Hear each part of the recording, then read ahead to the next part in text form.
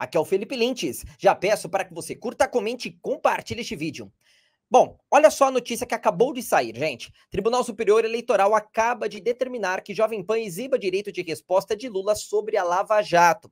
A notícia do portal UOL nos traz os seguintes detalhes. O presidente do TSE, Alexandre de Moraes, determinou que a Jovem Pan veicule em seus canais um direito de resposta cedido a Lula com seu número de urna, ou seja, pedindo voto, e com a informação de que teve os processos da Operação Lava Jato anulados. O PT requisitou o direito de resposta após Ana Paula Henkel e Roberto Mota afirmarem que Lula seria um condenado pela justiça brasileira e que não seria inocente. Bom, e a nota que o PT elaborou para que Lula leia nos canais da Jovem Pan e a empresa veicule é a seguinte, abre aspas. Em resposta às declarações dos jornalistas Roberto Mota e Ana Paula Henkel no programa Pincos nos Is da Jovem Pan News, é necessário restabelecer a verdade. O STF confirmou a inocência do ex-presidente Lula, derrubando condenações ilegítimas impostas por um juízo incompetente. E continua, a ONU reconheceu que os processos contra Lula desrespeitaram o processo legal e violaram seus direitos políticos. Lula venceu também 26 processos contra ele, não há dúvida, Lula é inocente, fecha aspas, é assim que finaliza o texto. A Jovem Pan questionou o TSE sobre a peça a ser veiculada, alegando que o vídeo exibe sistematicamente um logotipo com o nome de Lula e o número 13. Moraes, no entanto, ordenou a exibição desta forma. Bom, Alexandre de Moraes escreveu o seguinte na sua decisão, abre aspas, nesse cenário, defiro a veiculação do direito de resposta nos moldes propostos, observado ainda o emprego de mesmo impulsionamento de conteúdo eventualmente contratado em mesmo veículo, espaço, local, horário, página eletrônica, tamanho, caracteres e outros elementos de realce utilizados na ofensa. É isso mesmo que você acabou de ler. Segundo o ministro Alexandre de Moraes, afirmar hoje que Lula é ex-presidiário, ladrão, bandido, um condenado ou descondenado, enfim, o termo que for relacionado a isso, é uma ofensa a Luiz Inácio Lula da Silva. Tá bom? Vamos lá. Na semana passada, editora, vamos continuar lendo juntos aqui, o plenário do TSE puniu a Jovem Pan em 3 decisões proferidas no plenário virtual em razão de declarações de comentaristas da emissora consideradas distorcidas ou ofensivas a Lula, que são as mesmas que eu acabei de narrar aqui. Ex-presidiário, descondenado, bandido, ladrão e por aí vai. Bom, e agora vocês entendem por que eu, Felipe Lintz, enquanto jornalista, não tenho a plena liberdade de falar aquilo que eu penso, não tenho a liberdade de me expressar da forma que eu gostaria? Pois é, se a Jovem Pan News, que é um meio de comunicação gigantesco, com um poder multimilionário, pelo menos até onde eu saiba, está passando por esse tipo de situação, imagina só eu, um réu mortal.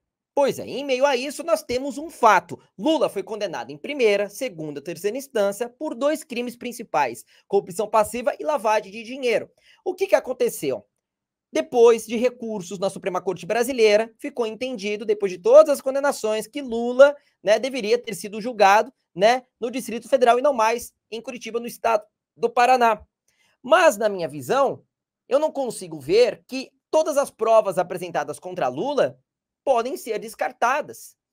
Eu não acho que as delações de José Genuíno, José Dirceu, Palocci e tantos outros, o Marcelo Odebrecht lá, da empreiteira, de tantas outras, OAS, o TCE-Engenharia, que se envolveram em escândalos de corrupção, empreiteiras, envolvidas nesses escândalos, eu não consigo ver que tudo isso foi à toa, que tudo isso não existiu. Eu não consigo ver que tudo isso tem que ser colocado para debaixo do tapete. Eu não consigo imaginar que os bilhões de reais devolvidos à Petrobras das mãos de ex-diretores, das mãos de grandes executivos de outras empresas públicas, tudo isso pode ser jogado, repito, para debaixo do tapete. Eu começo a pensar que as coisas estão começando a ficarem um pouco invertidas aqui, Você vê um presidente, como é o caso do Jair Messias Bolsonaro, que luta pelo bem desse país, literalmente já deu a sua própria vida pela nação quando sofreu um atentado, contra a sua vida em 2018 das mãos de um ex-militante de esquerda e que até hoje não se sabe o que efetivamente aconteceu, por que aconteceu, quem mandou fazer aquilo, um cara que é taxado de antidemocrático, ao mesmo tempo ele é um cara que é taxado de antidemocrático, mas sempre defendeu a liberdade de expressão. Tá tudo invertido. Aí você vê o Bolsonaro, que é defensor da livre manifestação, do trabalho da imprensa, mas é chamado de ditador, é chamado de um cara que quer fechar os meios de comunicação. Aí, ao mesmo tempo, nós temos Lula, que é considerado, né, o deus da democracia, o bastião da moralidade, mas é o sujeito que apoia de maneira descarada, né, as ditaduras, como a de Cuba, a da Coreia do Norte, o que acontece na China, a ditadura da Venezuela. Lula é amigo do Daniel Ortega, de Nicolás Maduro. Daniel Ortega ligou para Lula, aquele mesmo que mandou fechar o sinal da CNN na Nicarágua. Daniel Ortega ligou parabenizando Lula pela presença no segundo turno, agora nas eleições presidenciais com Bolsonaro, em pleno 2022. Mas, repito, mesmo diante disso tudo, Lula é considerado inocente, né? É cravado que ele é uma pessoa democrática, que ele é um cidadão de bem, é cravado que Lula é uma pessoa favorável à liberdade de expressão, de livre manifestação. Do outro, a mesma narrativa de sempre, né? E vejam só que coisa curiosa. A gente tem verificado desde 2018 várias agressões ao presidente Bolsonaro, né, a seus apoiadores, a nós em geral, né, a seus familiares, né, como por exemplo a representação da cabeça do presidente Bolsonaro em formato de gesso e outros tipos de materiais sendo utilizados para poderem, né, fazer parte de manifestações agressivas, né? Você deve ter visto a cabeça do Bolsonaro sendo chutada para um lado, para o outro, o pessoal atirando fogo, enfim. E tudo isso passa incólume, tudo isso passa assim despercebido, tudo bem, tudo bom, né?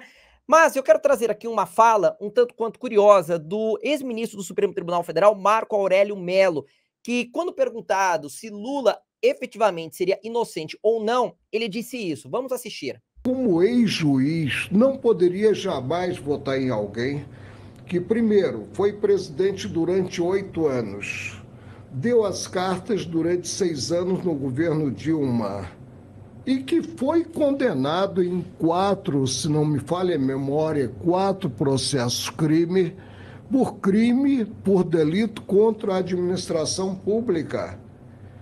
Disse, mas os processos foram anulados. Ele não foi absolvido pelo Supremo, os processos foram anulados pelo Supremo. A partir de uma visão, a meu ver, equivocada, incompetência territorial. Não seria competente o juízo da 13ª, mas um juízo de Brasília, um juízo federal de São Paulo. Quando nós sabemos que a incompetência territorial é relativa e ela preclui com o término do processo crime, mas o Supremo resolveu ressuscitar politicamente o ex-presidente Luiz Inácio Lula da Silva. Eu já votei no ex-presidente Lula, mas hoje, como ex-juiz, não posso votar no ex-presidente Lula. Voto e declarei o meu voto nesse sentido no presidente Jair Bolsonaro. Bom, com a palavra, o ex-ministro do Supremo Tribunal Federal, Marco Aurélio Mello. Logo, quem sou eu para dizer o contrário, não é mesmo? Não vou nem questionar nada, vou ficar quieto, vou ficar na minha. A conclusão é com você que está aqui me assistindo, porque vai, né, que a justiça brasileira conceda direito de resposta a Lula aqui nos meus canais, beleza? Pessoal, se você gostou desse conteúdo, já sabe, curta, comente e compartilhe. Não se esqueçam, no dia 30, se você é daqui do estado de São Paulo, vote 10 para governador Tarcísio Gomes de Freitas, tá certo? E para presidente, não preciso falar mais nada, né? É 22 Bolsonaro na cabeça. Deus, pátria, família e liberdade acima de tudo. Tchau, tchau.